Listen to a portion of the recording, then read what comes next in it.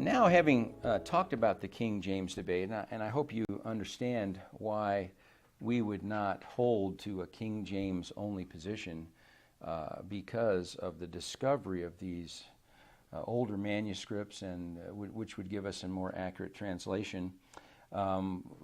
Building on that now, we want to talk about some of the translations that came from the discovery of these Greek manuscripts and how they were put together. And one thing I think it's important to remember, some of this may appear to be kind of academic and who cares, but the bottom line is, as we talk about how God has used men to help put together an accurate Greek text from which we can study and translate, it ties back into the lesson where we talked about the way God has providentially preserved His Word, and He's stirred up men to give their lives to studying the text, and not only finding but studying and putting them together. And that's what we're going to talk about now.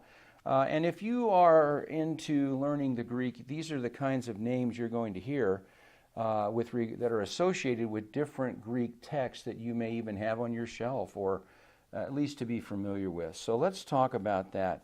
A number of scholars dedicated themselves to producing these texts for us, and obviously God stirred them up to do this because of the importance of every word that He's given us, and He wants us to have a very accurate text to study from.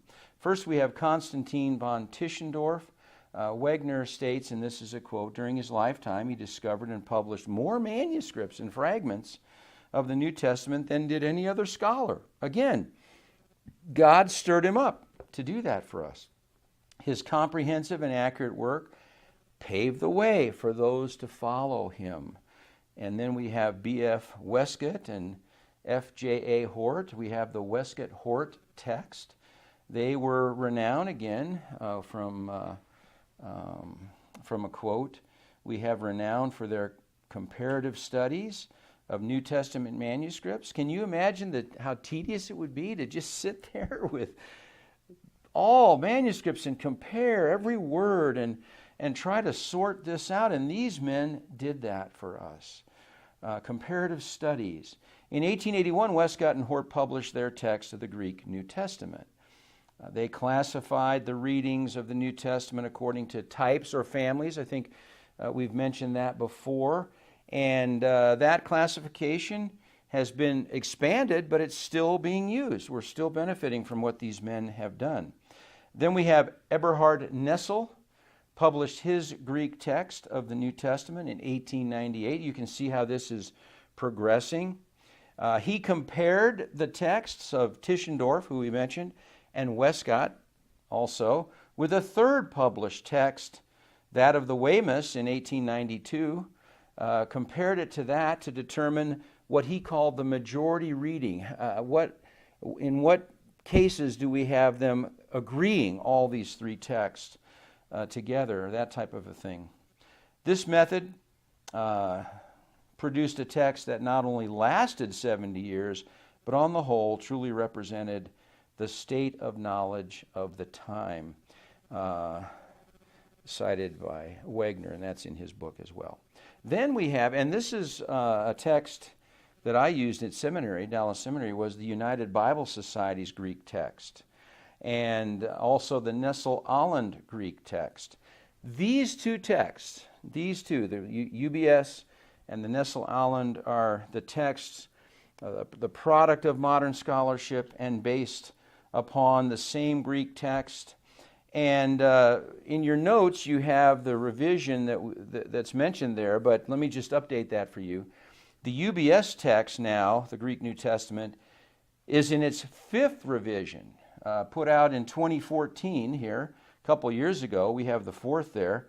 I think I had the third when I was in seminary. So over time, they keep putting out another revision as they study the text, verses 1994. And then the Nessel-Aland text is in its 28th printing, not its 27th printing, published in 2012, as opposed to 1993. So even since we did our last class, in the past couple years, we've had updates to these wonderful Greek texts. And this Greek text now is the basis for our modern translations. We'll talk some more about that.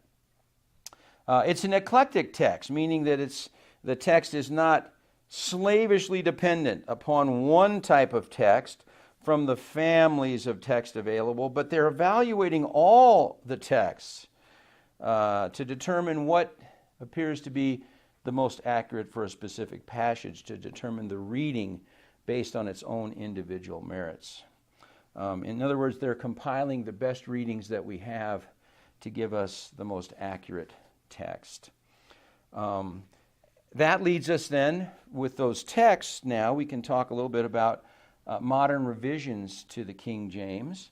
And we'll start with some that are pretty standard, and then we'll look at some more after that. But first we have the American Standard Version, 1901. And what we've done with these versions, every Bible, when you have your Bible, when you, in the front of your Bible, it will tell you the textual tradition, what manuscripts, what Greek text they use to give you your Bible. And so in these notes, the American Standard, Revised Standard, New American Standard, New King James, New Revised Standard, you will see that we have put in here the Greek and Hebrew texts that they used to translate their English text. So to not bore you with that, but the bottom line is, for example, let's take the New American Standard, which is the one I use, which is the authorized text. Oh, I shouldn't have said that. But it is for me. I've been using it since the 70s. And when I hear any other text, it makes me cringe because I like this, because I'm used to it. But anyway, the New American Standard has the reputation for being the most direct translation from Hebrew and Greek into English. And we're going to talk about how translation philosophies work as we move along.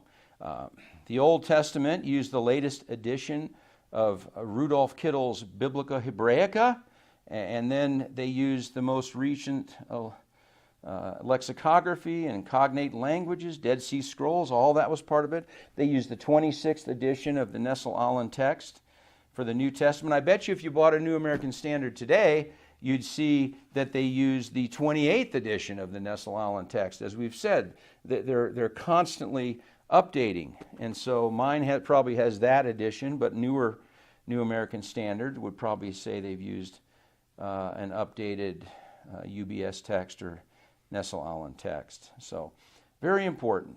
In 1995, just the NASB kind of revised itself. They revised it to take, they used to have these and thous in there like the King James, and they have revised it so it reads a little bit better. But it's a great, accurate translation of the original languages. New King James, this is interesting because, wow, New King James. But here's the problem with the New King James.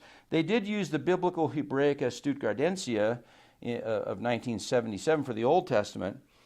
That's a copy of the Masoretic text. Remember, Rick talked about that, preserved in the Leningrad Codex.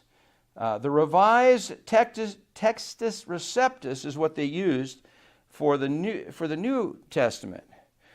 Prepared by Scrivener, was used for the New Testament. This means that the New King James Version has not made use, interesting, of the most currently available critical Greek text. So they're kind of hanging on to their tradition, and it may be why John MacArthur republished his study Bible in the NASB. He used to have it it's still in the New King James, but he went to the NASB. It's used better manuscripts to translate the English. And then the New Revised Standard Version, we give you the same information.